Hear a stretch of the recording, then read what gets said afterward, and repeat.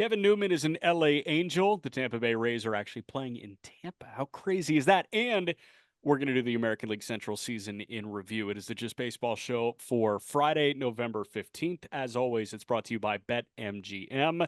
Use promo code Just Baseball when signing up and get $1,500, up to $1,500 in bonus bets if your wager loses. Your first wager loses. Was I good at that? That was the closest I've ever gotten to like kind of nailing it.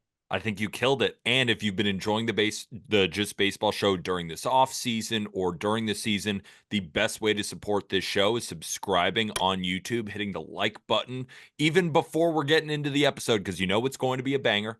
And if you've listened to plenty of bangers on this show, make sure to leave a 5-star review, whether that be on Spotify or Apple Podcasts. Again, the best way to help the show without spending a dime, and get yourself some Just Baseball merch. Yeah. I mean, look how good the hat looks. Go get yours Yeah. in the description of this episode. I'm excited to talk about the Central because we did letter grades for the American League East. We talked through their entire season. There's a lot of high letter grades in this division, Jack. I mean, what a year for the Central. It was supposed to be the clunker division in Major League Baseball, and we pushed past that, man. Like, this was the best division in Major League Baseball by some accounts. I mean, the fourth place team was 2 games over 500. Not too bad. And manager of the year in the American League, all three finalists are all in the American League Central, and deservedly so. It's not just a weird thing where it's like, oh, the Central teams played above expectations. Let's give it all to them. No, all three of those guys, whether that be Stephen Vogt, Matt Quatrero of the Royals, or AJ Hinch of the Tigers, Yep. all deserved it. I can't wait to talk about this division. Bingo. You want to start with Kevin Newman? This is a move that, like, can we not? I mean, can we Uh, not? okay, here's what we got. The Tampa Bay Rays have a home for 2025. They are playing at Steinbrenner Field, which is the spring training home of the New York Yankees. It is also the regular season home of the Yankees' low A affiliate, the Tampa Tarpons, in the Florida State League. This makes sense for a variety of reasons, and we told you a couple weeks ago that this was the most logistically understandable location for the Tampa Bay Rays to play. What was the forecasted cost to fix the Trop roof? What, like $80 million or something, and it would be ready by 26? I read on the Athletic it was 55.7 million. That's what I read. Man, I don't know if that's accurate. That's what was reported in the Athletic, but yeah, I of believe course it. the Like, if it ranges, was reported, I think it would be accurate. tons of money. Tons of money. A lot of money. We'll see if they want to do that, especially with the renderings for the new ballpark already being out and that being on the way, I think 2028 or 2029. So they're looking for a home, and they needed a home in 2025. They're going to try the Tampa thing. The Tampa Bay Rays are going to play in Tampa for the first time in the history of their franchise. And, I think a lot of people could clown the Rays for, like, oh, the Yankees are the highest. What did I see? Like, the Rays are spending more money on using Steinbrenner Field than any player on the roster. They're technically paying the New York Yankees more money than anybody on the Tampa Bay Rays roster, which is a funny little quirk. But at the end of the day, this place holds about 11,000 people. It is a funny little quirk. Can we quantify that? So this is from by Matt Wayrich on Twitter. Okay. Largest salaries on the Rays payroll for next season. Number one, the New York Yankees at 15 million, and tied for second, Brandon Lau and Jeffrey Springs at 10.5 million. Then you got Yandy Diaz at 10 million and Pete Fairbanks at 3.8 million. So if you combine Brandon Lau and Pete Fairbanks' salary, it still doesn't equate to what they're paying the Yankees to use their spring training facility. I will say, I know it's a funny quirk. Yeah, you For need a fans of other home. 29 teams, it's like, oh, it's not really that funny. It's just what they have to pay. Yeah, we get it. The Rays are they don't spend a lot of money. They're a low budget team. I get it. But as a Yankee fan, and there are rivals, that's objectively hilarious. I mean, it's awesome. Like, I love it. I mean, I feel bad for the people of Tampa. I feel bad for Rays fans that their stadium got destroyed by the hurricane. Hopefully everybody's okay, but that is objectively hilarious. I'm not going to let you go past that and say that it's not Yeah, I funny. mean, it's funny for the Yankee fans. Like, for Yes. everybody else, it's like, okay, that's just something that exists, and yeah, it is an interesting quirk. But at the end of the day, they needed a spot to play, and now you have the opportunity to see if the Tampa Bay Rays fan base actually shows out for a team whose ballpark isn't in St. Pete. Like, we talk about UCLA football being underattended. Did you ever end up going to like a UCLA football game growing up? Never been to one. I The went to a the Rose USC football game. Okay, but that's at the Coliseum. Like that's essentially on campus. The Rose Bowl is like a 50-minute drive from campus. You were never going to get student, showing at a UCLA football game if you're playing 50 minutes away from campus. Like you're not going to attract the Tampa Bay fan base if you're not playing in Tampa. If you're playing in Yeah. St. Pete and traffic can like absolutely suck. Now you have the opportunity to see if the Tampa Bay Rays do draw in Tampa. I think they will. And if they don't sell out an 11,000 stadium, we got bigger issues. Yeah. I think the Rays are going to be awesome this year. Yeah, So I I feel do like too. I made that well known on the Wednesday show. But Yeah, I agree. I'm a huge fan, and I, I think it's like I think it's really forgotten that we're getting McClanahan back Yeah. in 2025. Like Yeah. rejoice, our king is returning. I mean, there's a lot of guys that the Rays didn't have. I mean, Springs was a dog. I Yeah, mean, he's going to come back and have a full season. I am excited for Pepiot. I am excited for Boz. I mean, Shane Boz, Rasmussen's built up, dude. Taj Bradley has another year of maturation. they're incredibly exciting. So that's why I am excited to see them. I think they will routinely fill out that stadium, and I think they're going to be really good. And I think they're going to catch teams sleeping. And the thing is that we have to improve the offense, which we talked about. And again, I'm excited to play general manager with all these teams during this offseason. Right. It's almost like season in review hybrid with MLB The Show, create a team while also, talking to people within the industry and getting actual notes on the team of what they need and creating the perfect scenario for the team going into next season. So the Rays are going to be a fascinating bunch. No doubt. It was funny. I saw Mark Topkin obviously broke it. Tampa Bay Times. He said Rays are planning to play 2025 season at Tampa Steinbrenner Field. Dick Vitale replied, "Mark, in fairness, the at Rays baseball had really no choice to play in a dome. It will be a challenge in 2025 with the all caps thunderstorms, but the Rays deserve a break. Hope the weather doesn't destroy the home season. Let's go Rays, baby! Space exclamation point, no space. Need a catcher slash shortstop and great weather. Period." Dick Vitale, He's been a season Rays ticket holder. enjoyer. He's been a season ticket holder for the Rays for years. I had no idea. That's Yeah. awesome. I mean, like the Dodgers have Jason Bateman and Rob Lowe. hmm The Yankees have Jay-Z. The Rays have Dick Vitale. Rays 1, Dodgers, Yankees 0. Yeah, it's Dickie V, baby. Yeah. Let's talk about the American League Central here. And we'll start with the division winner, the Cleveland Guardians. Again, we are giving you an off-season grade, or not off-season, a 2024 season grade for each of these teams relative to expectations. Cleveland, you've made it well known. They were picked to finish fourth in this division. They finished 92 and 69. They were 17th in team OPS. They were 14th in runs scored. They were 24th in starter ERA, but they were the best bullpen in baseball by 54 points. They had a 2.57 bullpen ERA. Milwaukee was second with a 3.11 ERA. They got a damn near 40-40 season from Jose Ramirez. They have a frontline starter in Tanner Bybee.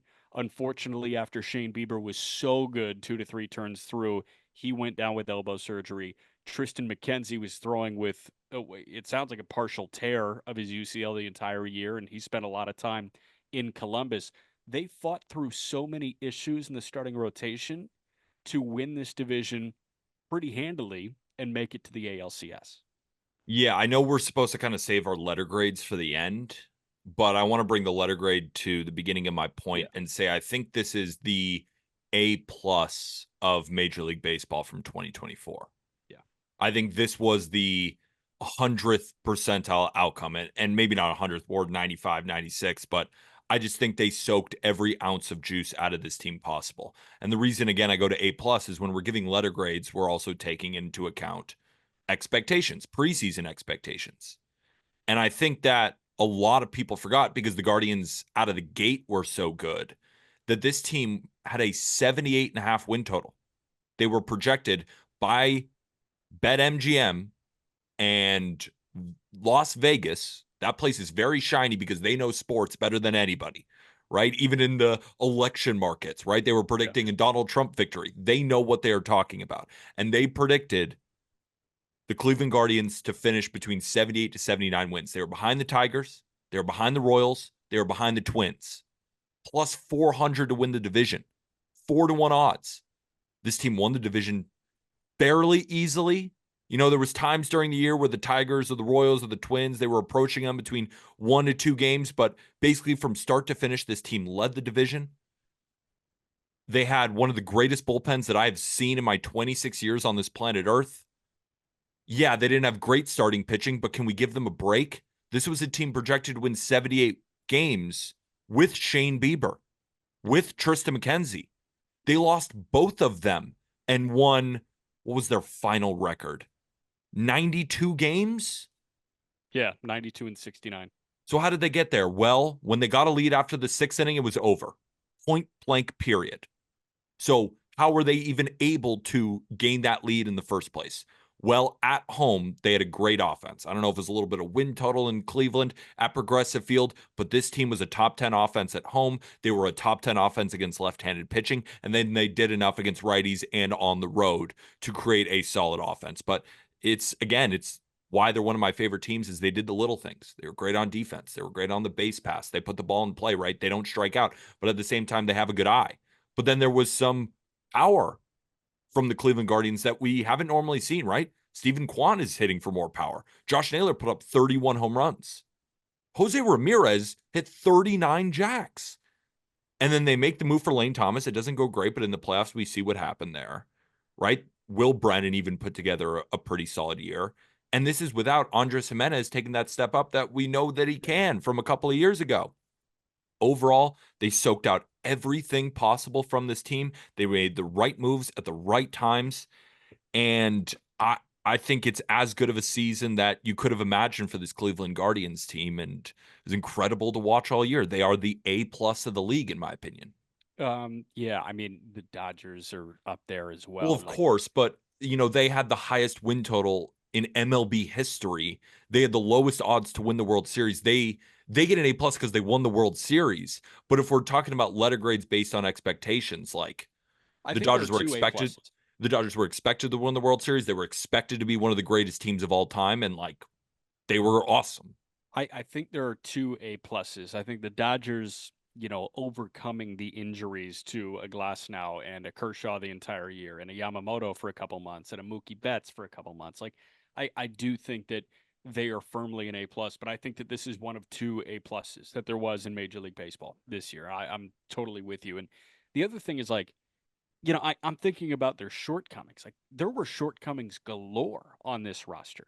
There were zero shortcomings in the bullpen. I think you could make the argument that the Cleveland bullpen was the most impactful unit in Major League Baseball this year. I think it was the Dodger lineup and Yeah, the Cleveland bullpen.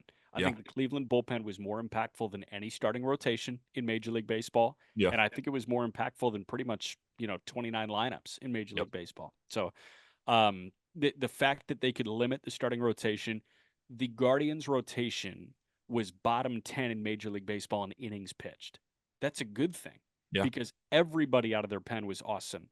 And you go to the common characters, right? Emmanuel Clase had a 0.61 ERA. Do not forget, even with the postseason struggles, but a Tim Herron, a Cade Smith, a Hunter Gaddis. Then you go to a guy who, threw fewer than 15 innings at the end of the year, but Eric Sabrowski looks like a piece that is going to be a massive, massive addition to this Guardian bullpen going into next year. Andrew Walters, same exact deal. How about Pedro Avila? Same exact deal. Like, there's so much to love about that Guardian bullpen, and they overcame a 4.9 ERA from Gavin Williams. They overcame a brutal start to Joey Cantillo's big league career. Ben Lively was the only other starting pitcher with a sub 4 aside Shoved from all year. Bybee. Shoved all year. I mean, it was 5 innings, 1 run a lot of the times, but you just hand it off to the bullpen. Like they won a lot of Ben Lively starts. And dude, like Quan started so hot. And like Manzardo was nowhere near as good as they were hoping he would be. Naylor was that good, but Lane Thomas had a bad first 3 weeks with them. Will Brennan didn't take the step that they were hoping. Andres Jimenez was pretty underwhelming. Bo Naylor was bad. Brian Rocchio for the overwhelming majority of the year was not good. Like there are so many deficiencies that you could point to on this team, yet they won 92 games and they won the division and they have I do think the manager of the year in vote. Absolutely. And if we're talking about next year, there's a lot to be excited about on this roster as well, right? Like a guy like Kyle Manzardo. We watched him swing it in the postseason, and obviously he's a big time bat. He's the piece that they got for Aaron Savali, and Yeah, he's someone that you want to build off next year that could potentially be the two hitter, just like we saw in the playoffs. yeah, Bo Naylor, I know he didn't have a good year, but I think both of us think that he is much better than his production showed this year. I think so. And even speaking, when we've spoken with Tanner, we've spoken with Quan, they all rave about Bo Naylor's athleticism behind the plate, and of course another year working with Austin Hedges, and the bat did look good for him in the playoffs too. I think that this is a guy. Well, Bo Naylor wasn't he kind of terrible in the playoffs to start, and then towards the end, like he had some good at bats against the Yankees, but I think he was terrible regardless. the entire time. Yeah, he might have been terrible during the entire time. What I saw was some good at bats against the Yankees, so maybe that's on Getting me. there, But getting there. what I will say is like Brian Rocchio, if we're talking about a guy who hit well in the playoffs, like that's that guy. But I think there are some things that you can build off of some of these young guys, and then of course you have your core with Quan, Jose Ramirez, and Josh Naylor. And I don't know what they're going to get from Andres Jimenez. But what I will say is I'm more optimistic about some of the guys that had bad years, and I remain optimistic about the guys that had good years. And maybe that's just my Guardians goggles speaking, but I just think that this team is going to be really good again next year, and they're not going to stop. So I think they moved Josh Naylor. Like that totally seems like a trade candidate. I know. And But you yeah, you and then you put clear Manzardo there. yeah, you clear away from Manzardo, but like you found John Kency Noel this year. You're gonna get DeLauder, and DeLauder could break camp with them. Like Hmm. you've got options, man. Angel Martinez, I think, was underwhelming in the big leagues this year. I really like Angel Martinez as a player. So, there's a lot to be excited about. I'm with you, and I think that they can add a little bit. Don't forget, like an ownership change is here for Cleveland. Let's see if the Cleveland Guardians can change the narrative around the Cleveland Guardians going into the 2025 season. I think this is a big offseason to add complementary pieces because you've got the pillars. You've got the frontline guy in Bybee. You've got, the 40-40 threat in Jose Ramirez, an MVP candidate. Let's add complementary pieces. You do not need to add a single reliever, a single one. I really hope they don't trade Josh Naylor. I know why you said it, right? He's a free agent in 2026. He's It's going been to rumored. command. Yeah. Yeah, no, I get why. And I think you're probably going to end up being correct. I just, like, you better get something good. I mean, I just do think that he could be an impact bat in the middle of the lineup for you guys next year. And if you have a healthy, well, they're not going to re-sign Bieber anyway. Maybe that's. I'm searching for fool's gold here sometimes I with know. with I a know. team that it might trade away some of its guys. I just think they got something here that I wish they would just continue to build off of. But I it's the think Guardians way, and I just hope that they're able to recoup some of those assets and they're smarter than the market and they're able to find some holes and fill them and be right back up here because they can do it. I hope they sign a guy like Jock, Yeah, and something I like that. hope and I hope they go fishing in the mid-tier pitching market.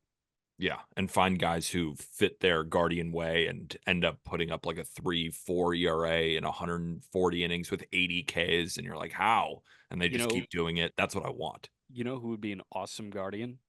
Sean Quantrill, Manaea. Quantrill, but Sean bring him Manaea. back. Yeah, Bring him back. why not? You want to get back But to the promised land? Bring him back. his arb just escalated, man. I know. It's getting expensive, expensive, expensive. So yeah, we firmly agree. A But yeah, plus for the Cleveland Guardians. Mania makes a lot of sense. It's just Manaea. expensive. It's I expensive. know, I know, Yeah. and we'll see if they can do it. Yeah. Let's go to Kansas City, and Kansas City has already shown a propensity to spend. KC was 86 and 76. They were a wild card team that got to the DS against the Yankees. Kansas City was 14th in team OPS. They were 13th in runs scored. They had the second best starter ERA in Major League Baseball. They were 20th in bullpen ERA. They were one of the worst pre deadline.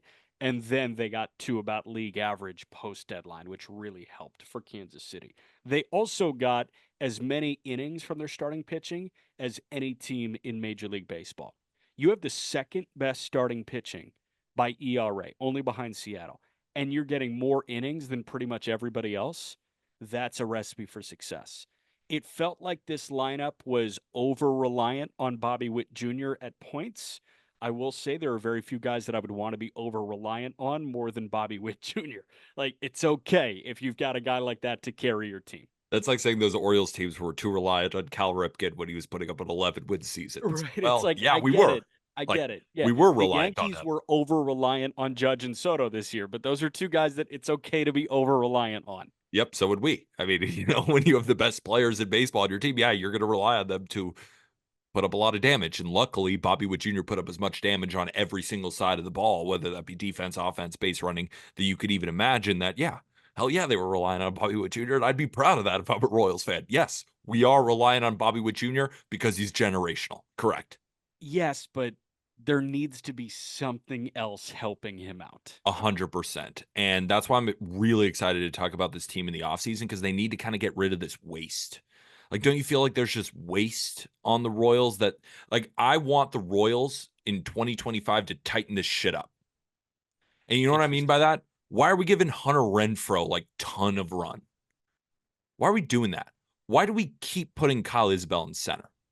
Like, I don't even have to explain the Hunter Renfroe thing. Like, Isbell, I get it. Tons of range, right? 10 outs above average, 95th percentile, can go get it with anybody. It's not like he has a great arm, and we now have back-to-back seasons with a WRC plus around 80.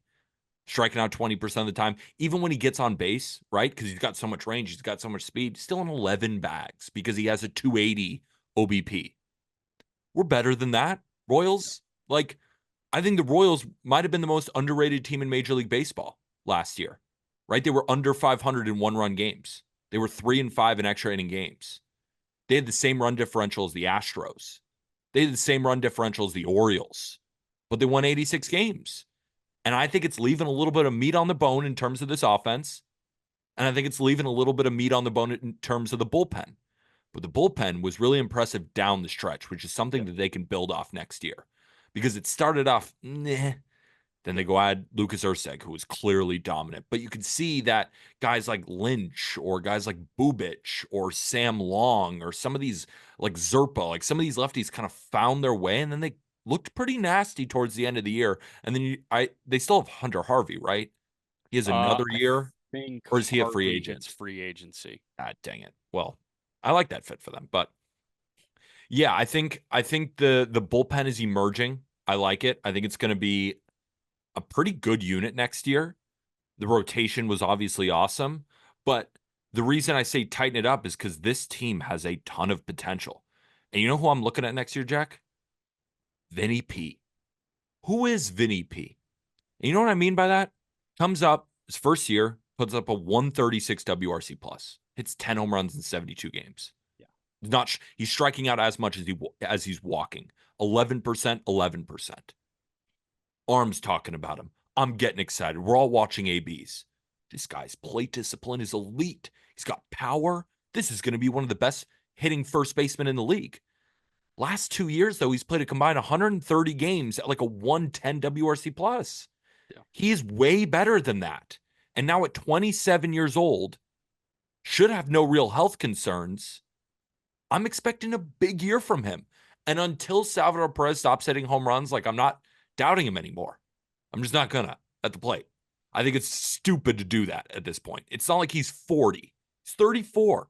Could still Yep. hit another, he had 27 home runs last year, slash 271, 330, 456. Still gonna give him run. Right. I'm looking at MJ, who still slugged 400. Like he's fine. And I know you don't like Michael Garcia. I know. And before the season, I was really high on him. And you were like, Peter, like, he's not that good. And I was like, Jack, he's going to have a good year. He didn't have a good year. I'm going to rely on the batted ball metrics. I'm going to rely on the 260 expected batting We're average. doing this again. We have to. I think he's We don't good. have to. I No, we do. don't. No, I have to. And I'm not. Got it. This isn't one Yeah. of my takes. This isn't one of my takes because, like, if I never jump back on the Michael Garcia train, like maybe 4 people would remember that I ever even liked him. I'm genuinely thinking that this guy is a good player. We know he's a good defender. Point blank, he is. Yeah, he is. Stole 37 bases last year and barely got on base. So he could be a 50 stolen base guy, but he had I'm telling you, he was one of the most unlucky hitters in baseball based off the quality of contact. He just was. That's not an opinion. That's I looking at the know. numbers. I'm not.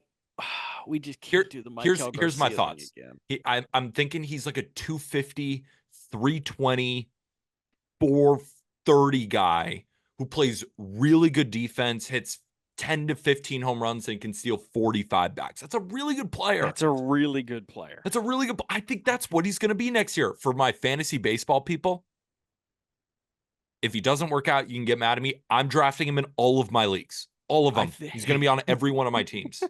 He I think is. the OBP is high, and I think the slug is way too high there. He hits You the said ball he could be a hard. 50 stolen base guy. He could be a 50 stolen base guy if he figures out the toughest thing to do in Major League Baseball: get to first base. But he hit the ball hard enough that some of those are going to fall next year, and he's going to be a good player. I hope people clip me on this. I'm putting my reputation on the line. Nope, Yeah, not quite. But yeah, I do really like Michael yeah. Garcia. I just think they need to tighten it up. Like there's some guys, and I even think Royals fans would agree, like, all right, we saw enough run from some of these guys.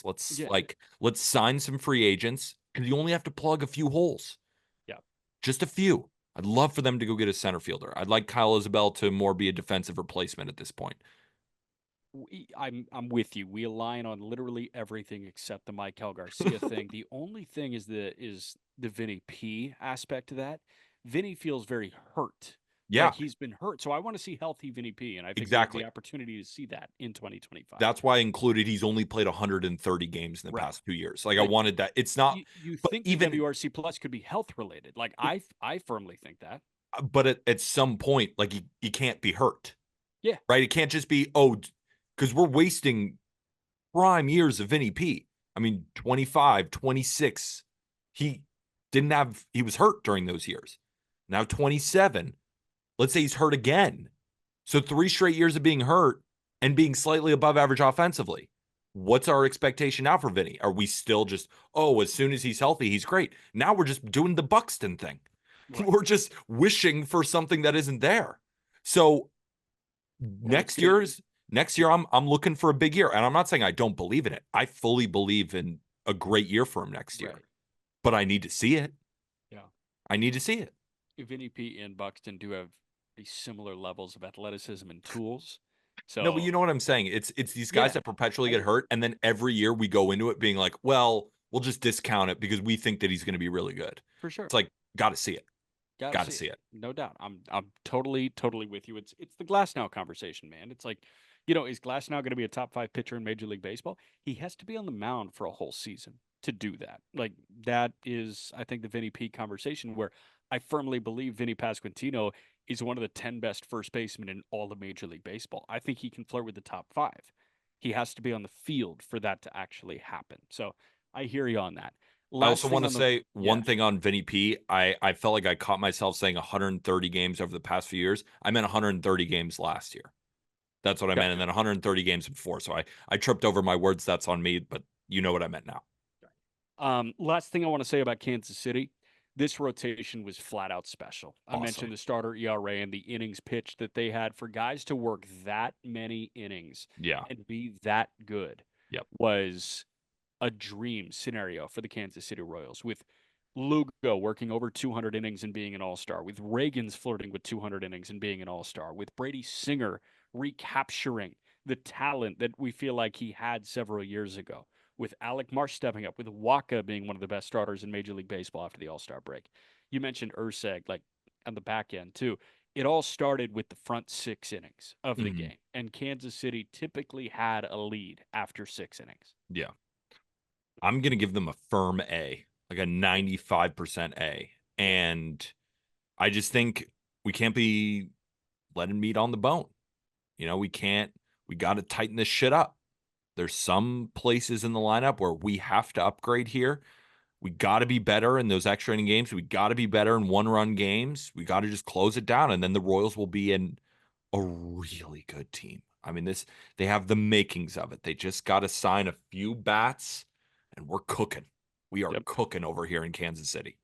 We're going to get to another firm A. I'm with you on the firm A, and I'm spoiling the Tiger grade, but we're going to get to another firm A after this. Quick break. I did spoil the firm A, and we haven't even consulted on that. I would assume you're an A for the Detroit Tigers as well, right? No shit. This No team shit. rocked. This The, team rocked. they did. The Tigers were 86 and 76 this year, so same exact record as the Kansas City Royals, 23rd in team OPS, 20th in runs scored. Who But they cares? were 4th in starter ERA. They were 5th in bullpen ERA. My favorite thing about the Tigers, they were 4th in starter ERA, and they had 25 fewer innings from starters than any other rotation in Major League Baseball. So they decided our guys are good with a very, very short leash. Nobody's going to go long except the best pitcher in baseball. And then we're going to turn it over to this chaos bullpen. And Another it worked for 2 months. another team that was Scooble reliant. And Yes. damn right. If I'm again, I'm a Yes. Tigers fan. It's like, you're Yeah, right. We are. It was awesome. It was exactly. awesome. The last month of the season was commitment to the bit, unlike anything I've ever seen in Major League Baseball, where it's Yeah. Scooble and then, I don't know. You guess what it is. I love AJ Hitch being like, yeah, it's chaos. Good luck Yeah. planning for it. And then he's just the chess master, like behind it with all those puppets, doing that. I just thought it was great. You know what I was thinking even before we press the record button on the Tigers? What if before the season, Jack, I told you the Tigers are going to make the playoffs? They're going to beat the Astros in the first round, and Spencer Torkelson's going to have 10 home runs. You know what you would have done? And spend 3 months in AAA. You know what you would have done? That would have been such an outlandish take at the time. You wouldn't have even really made fun of me on the show. You would have kind of laughed and be like, oh, what a bad take. Let's move on. Like, let's not even lament on that take. It's so bad. Let's move on. And then you'd text me on the side, be like, you all right, man? You good, dude? Because that was so dumb. And that's why baseball's the best. Because anybody would have said that. Like, the fact is that they got so much production from other guys in the lineup outside of your number one overall pick, the guy we all expected to have, right, be a 30, 35, 40 home run threat and just be one of the better hitters in the American League coming out of Arizona State. And the fact is that the offense, I know they were 20th in runs scored, but they weren't very good at the beginning of the year, but they figured it out there at the end. And Riley Green is a real player. Kerry Carpenter is clearly one of the best hitters in baseball against right-handed pitching. We saw what Parker Meadows could be, what Colt Keith could be. Jace Young, Trey Sweeney, obviously need to see a little bit more, but it was enough from those guys to score enough runs to win when you have that great of pitching. And Yeah, that well, was the equation. and even a guy like Justin Henry Malloy as well. Yeah, Like there were people that stepped up for the Detroit definitely. Tigers, and it felt like it was a different guy offensively every night.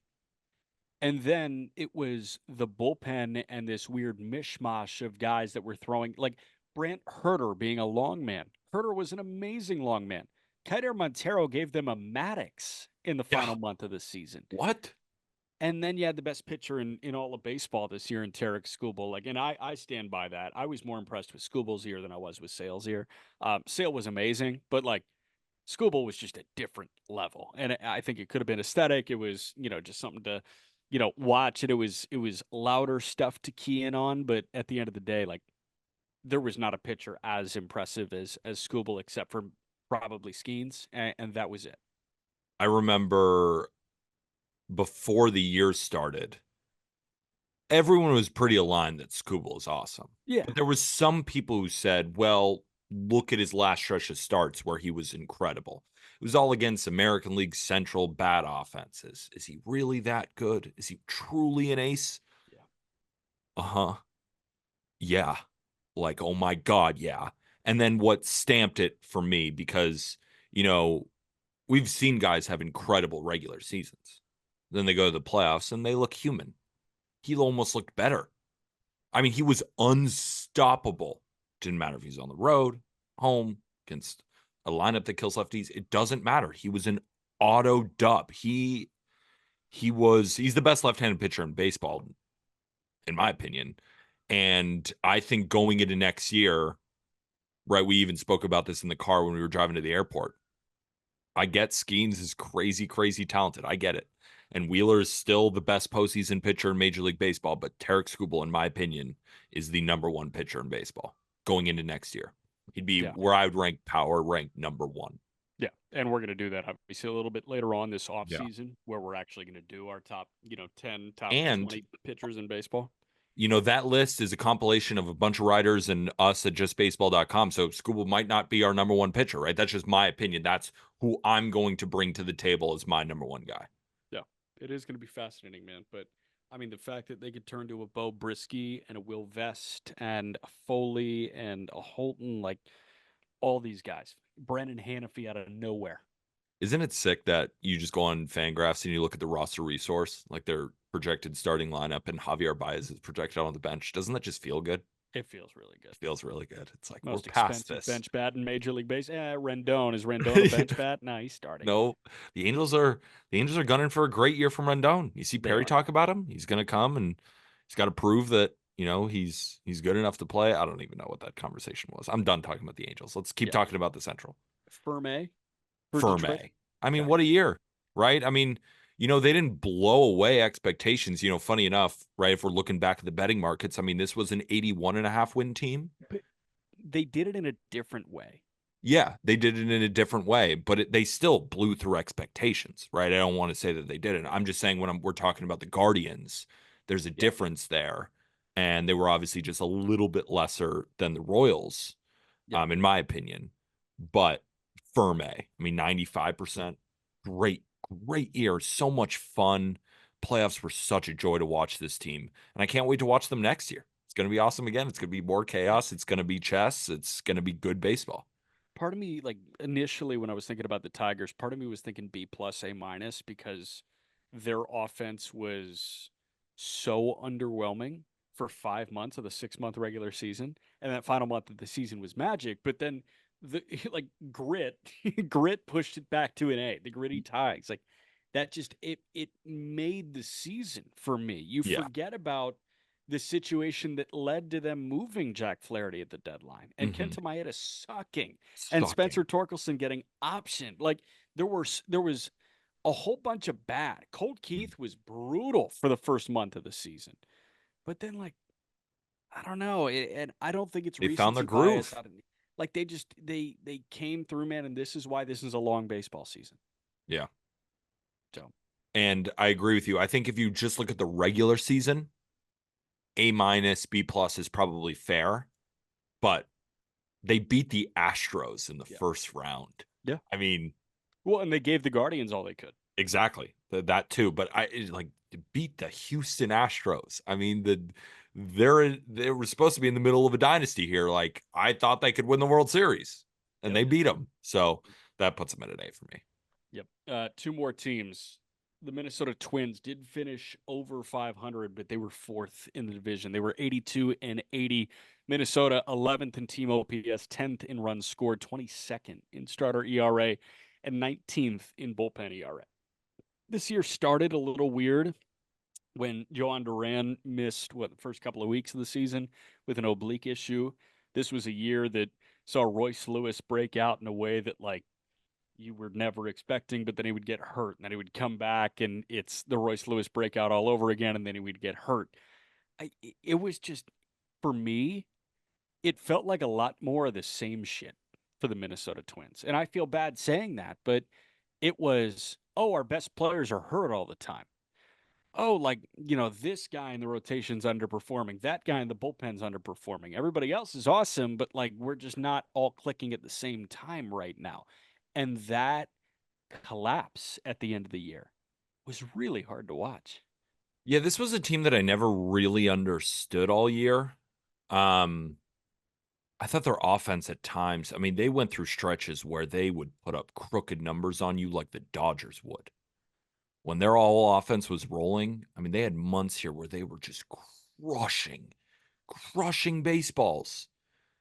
Pablo Lopez having a bad year? What? Joe Ryan struggling to stay healthy? I mean, it's just Bailey Ober. I mean, I thought, like, do you know what Bailey Ober's ERA was this year? Like, do you have it in front of you? I don't have it in front of me, but was it like a 3.4, 3.5? It felt like that, right? 3.98, Interesting. right? It just, they felt better than they actually were. And that's how you get to 82 and 80. Because you look at the bullpen, right? They have Yohan Duran. They have Griffin Jacks. They have Cole Sands. They have Brock Stewart. Unfortunately, Brock Stewart put up a 5.17 in 15 innings because he was hurt. Cole Sands was great. Griffin Jacks was great. Duran was like, what do you think Yohan Duran's ERA was this year? I know Duran got hit with a couple of big innings, mid to high threes. Yeah, 3.64. Yeah. I mean, for Yohan Duran, that just doesn't make sense. I mean, and you even got like a relatively healthy year from Buxton. Unfortunately, like, Royce Lewis, what was Royce Lewis's OBP this year? Royce's OBP? Yeah. Or give I me don't batting know. average and OBP because we know Can he I? slugged, Yeah, we know he slugged. but I he would didn't even assume slug that. lower than I would expect, but like, I thought the OPS was around 900. He slashed 233, 295, 452. Wow.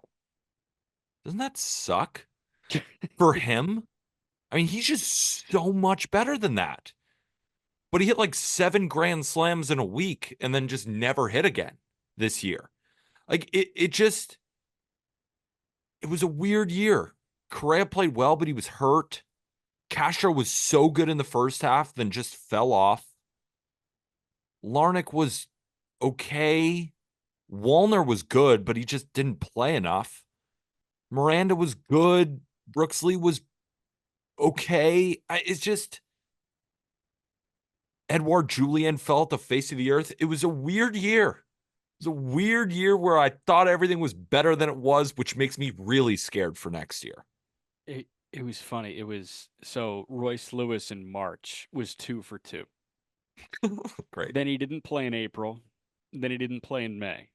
Then in June he had a 972 OPS in 22 games. Yeah. Then in July he played 7 games, had an 857 OPS. Then he played 2 full months. August he had a 706 OPS. September he had a 500 OPS. Like I'm with you. There's just a whole lot of not understanding the Minnesota Twins this year. Yeah.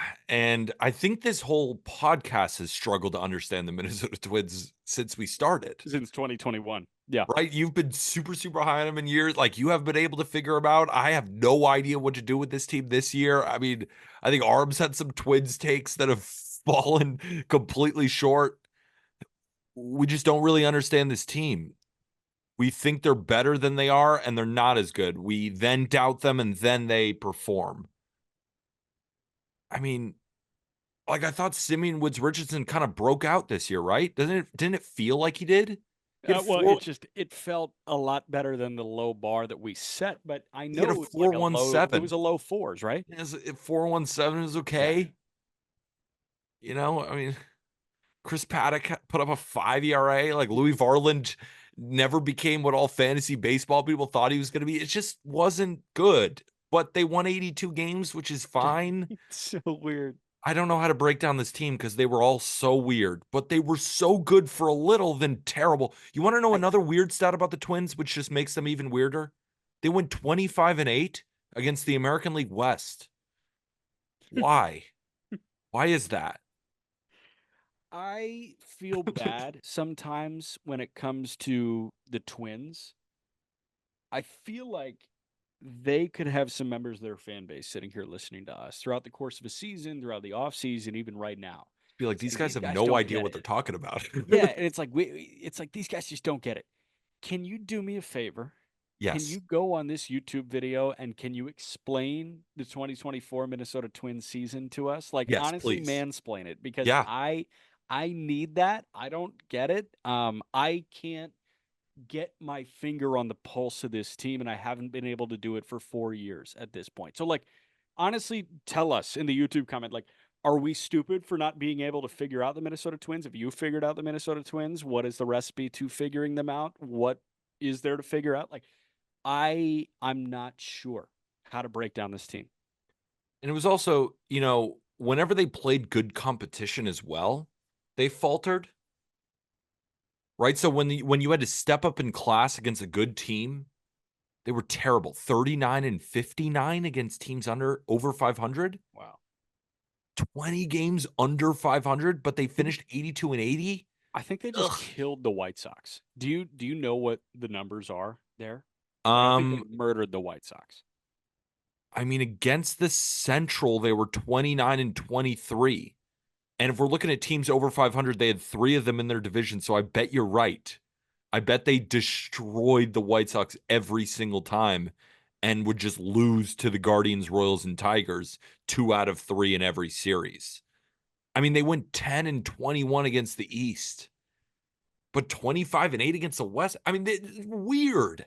Why was Uh, Pablo Lopez not good? I mean, I kind of know why he wasn't good. We broke it down earlier. He's leaving stuff middle. Like, I get it. But why in the first place was Pablo Lopez leaving stuff middle? Right? I can tell you why from what I'm watching, but why did it even happen in the first place? yeah, I didn't. I can't believe Bailey Ober had a 3.98. If I told you he had a 3.1, or if you told me that, I'd have been like, yeah, he was awesome. But he like wasn't, because he would have yeah. these games where he'd give up 10 earned in an inning. I don't get the Twins. So the Twins were 12-1 against the White Sox this year. And 29-23 against the Central, which means they were 17-22 against the other teams in the Central. They were 7-6 versus the Tigers. They were 3-10 against the Guardians, The first place team 3-10. and they were against the Royals. Let's see, 7-6. So 7-6 against the Tigers and the Okay. Royals. They were 3-10 against the Guardians, and they were 12-1 against the White Sox. And what further confuses me, what does the offseason look like? No Trimming idea. money, like it's trimming cash. I Yeah. don't know. And then what does that mean? Does that mean trading pieces? Does that mean Correa could be available? Probably it's like not even entertaining the idea of bringing back Kepler. Wait, wait, wait, Correa's wait, not available. wait. What if Correa is available? No, he's not. He's not. Wait, what if Correa is available? He's not. I Okay. know my probably was poorly timed there because I was responding probably to something previously.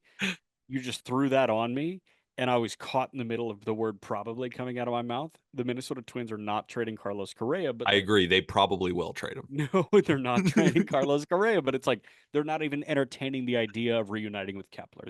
They're not even entertaining the idea of reuniting with Carlos Santana. Like it's guys like that where there's just, hey, there's quality here, and you're gonna have to ditch quality because you want to save some coin on a team that was the most like underwhelming 2 games over 500 that we've had in recent MLB memory. The good news is they have 2 top 10 prospects in all of baseball in Walker Jenkins and Emmanuel Rodriguez. Yep. Emmanuel Rodriguez is very close. Walker Jenkins got to AA. He could probably get there opening day 2026 is what I'd be thinking. You get a full year of Zebby Matthews, which is fun. There's some optimism to be had here, but I feel like I settle on C plus. Like a C is for a 500 team. They were 2 games over 500. Like, But is based this on a expectations, this 76%? this was the favorite to win the Central. So C. I'm almost thinking C minus. C minus? What was their win total? Do you know preseason? If I remember correctly, 89.5. No, it wasn't.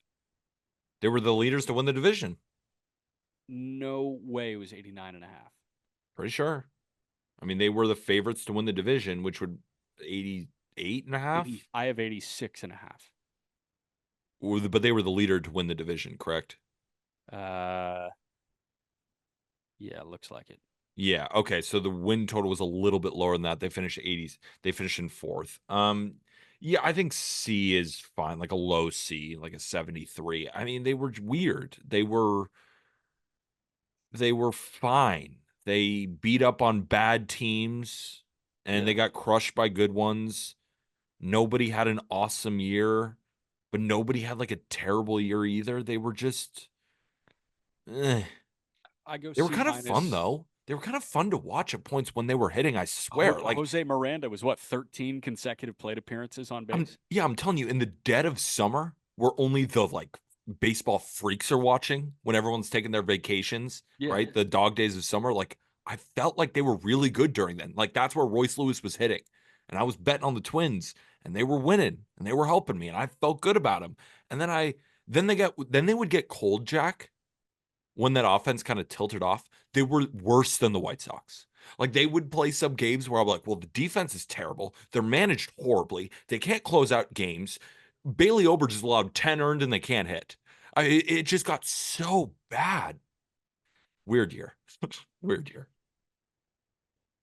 Yeah, weird year. I'll settle on C minus. Sure. They performed 4 games under their projected win total. 72%. 73%. That's a C. Fuck, C. C. Maybe C minus. Last but not least, No, you know what yeah, they are? Here's what the Twins are. They have a 72.4. yeah, They go into their professor's office and say, "What can I do?" for sure. And it's like, all right, if you write a 2-page extra credit, I'll give you the C Yeah, in the class. yeah. They wrote the paper and it was good enough to give them the C. We'll give it to them.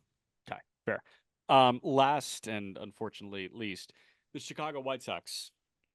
The White Sox are 41 and 121. By the way, 61 and a half projected win total coming into the year.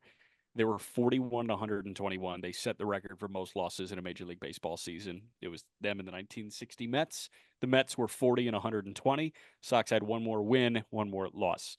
Team OPS 30th by 50 points.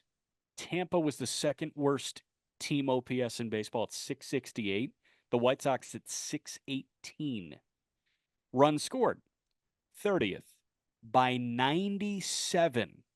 Tampa scored 604 runs. The White Sox scored 507 runs, 100 runs fewer than any other team. Starter ERA, this is the endearing quality. They were 25th in baseball, and then they were 28th in bullpen ERA. What do you hang your hat on from the past year? The double A rotation? Like, I don't know the answer to that because there's always the flip side to any positive that you can identify at the major league level. Oh, they signed Eric Fetty on a flip deal, at 2-year deal. They do flip him. They got fucked in that trade. Like they got screwed over. They move Fetty and Michael Kopech, and in turn they get Miguel Vargas, who looked brutal for them. Alexander Albertus and a couple other guys like Gerald Perez, who was a breakout in Rancho, and then went to the Futures game and it was like meh there. Um, Drew Thorpe, season-ending injury. I don't want to call the Cease trade part of the 2024 season because I do think that there were some endearing qualities about that Dylan Cease deal. Like I would love to see Cease in a White Sox uniform, but I think they got 2 quality arms in Thorpe and Iriarte there. Garrett Crochet had a breakout. Garrett Crochet looks like a frontline starter. Feels like they pissed him off. He essentially denied a trade. Everything has a flip side to it. This is an F for so many reasons other than the record. Yeah, this is like a G. I mean, this is. Is that a thing?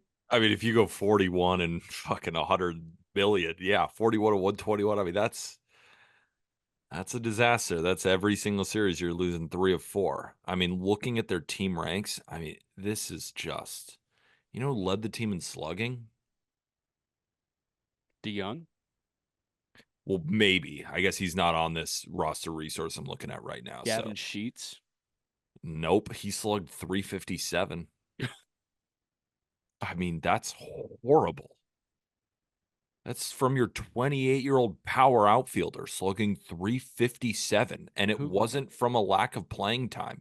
Dude had 500 at bats, played all the time, and it Corey wasn't Lee? Luis Robert No, it wasn't. who Was it Corey slugged Lee? who slugged 379. Luis Robert did. Yeah. He was like a bad player. Yeah. Why? How I did don't know. that happen? Don't know. Don't know. No, it was Andrew Vaughn who slugged 402. Yeah. Your guy Corey Lee slugged 347. Corey Julks, what's so funny? I was like, oh, Corey Julks had to be up here. No, he was terrible. I mean, he 214, 275, 306. I swore he was better than that. Miguel Vargas came over, did absolutely nothing.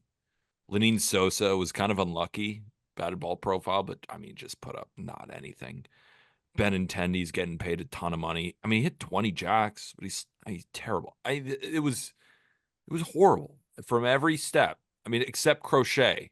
And again, like, what do you think Crochet's ERA was? Because wouldn't doesn't it feel like it was 2.4? It got so thrown off Yeah. because I mean, he had a he three was six this year.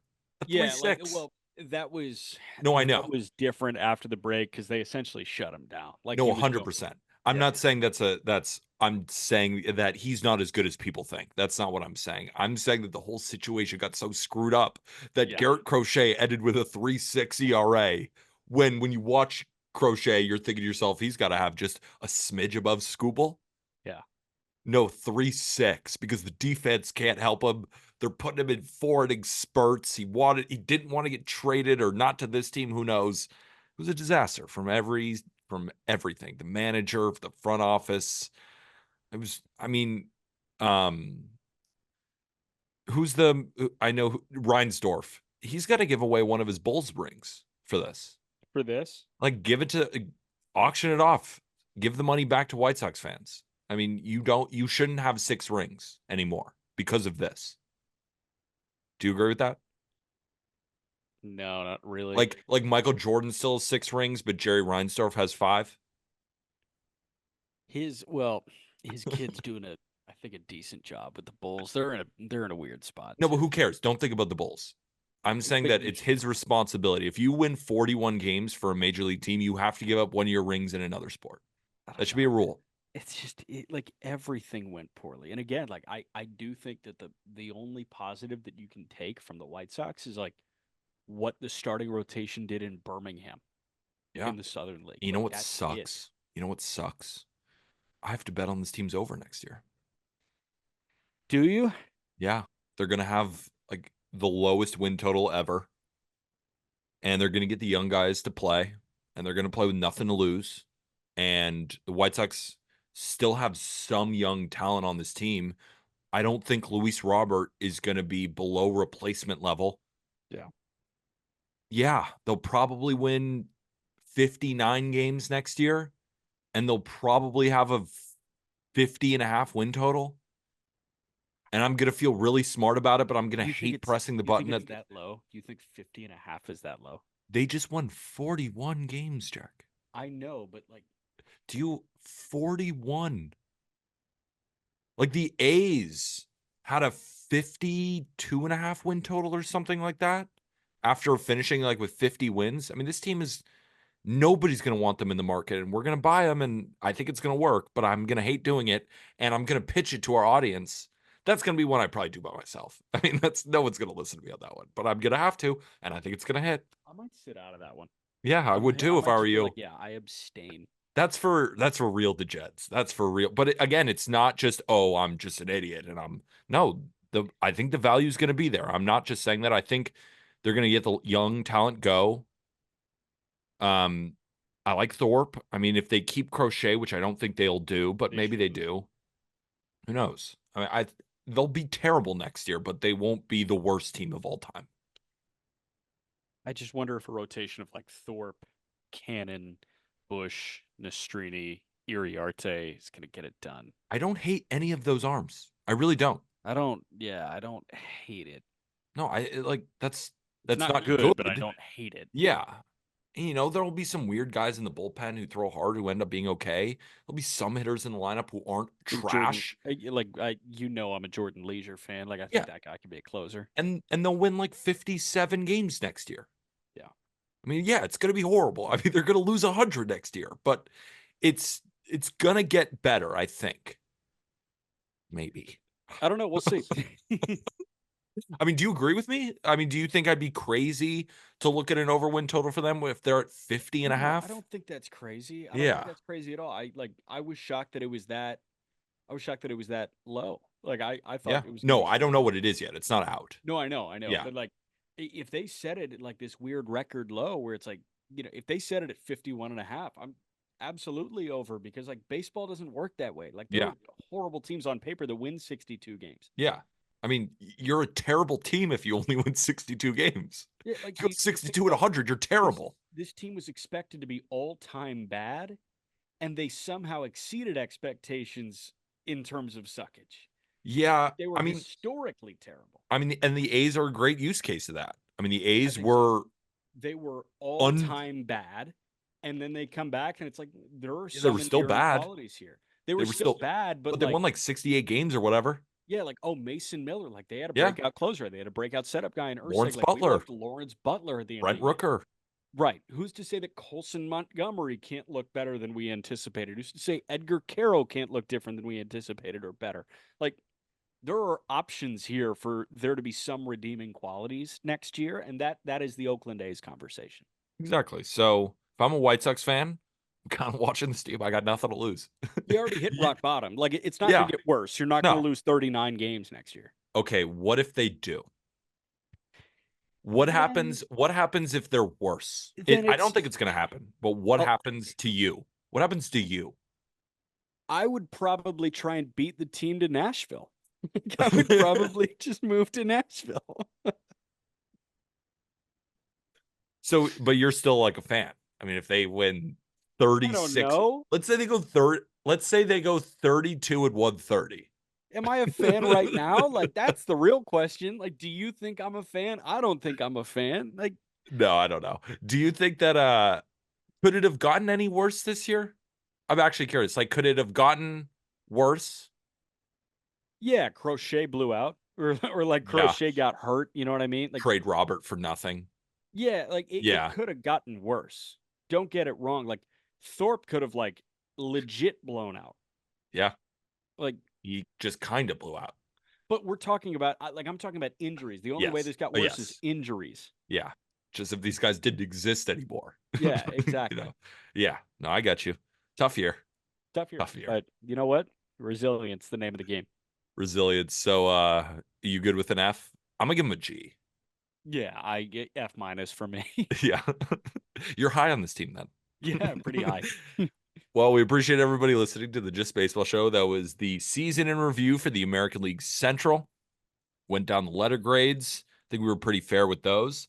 And good on the Twins for giving us that extra page, that extra credit report. Got them from a C minus to a C. And if, again, you enjoyed this episode, the best way to support without spending a dime, just rate and review on Spotify, Apple Podcasts, 5 stars, while also leaving a written review. Subscribing on YouTube, again, great way to show support for the show, as well as liking the video on YouTube. And if you're interested in a little bit of Just Baseball merch, I'm rocking the hat. Go get yours in the episode description. Hopefully, everybody has a great weekend. We'll be back on Monday for the American League West. For Jack McMullen, I'm Peter Apple. Have a great weekend. And with that, thank you, everybody.